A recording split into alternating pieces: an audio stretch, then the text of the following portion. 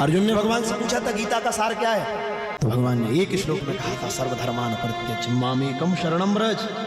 भगवान कहते हैं गीता का सार है शरणागति, भगवान की शरण। अर्जुन ने पूछा शरणागति का सार क्या है, भगवान ने कहा विष्णु सहस्त्र नाम। विष्णु सहस्त्र नाम का सार क्या है, वाल्मीकि जी ने कहा राम रक्षा स्तोत्र। राम रक्षा स्तोत्र का सार क्या है, बोले एक श्लोक राम रामेति रामेति रमे रामे मनोरमे सहस्त्र नाम तत्तुल्यम राम नाम वरानने। और भगवान इस एक श्लोक का सार क्या है, उन्होंने कहा एक श्लोक का सार है एक बार कह दो राम। एक श्लोक का सार, सारे पुराणों का सार है राम।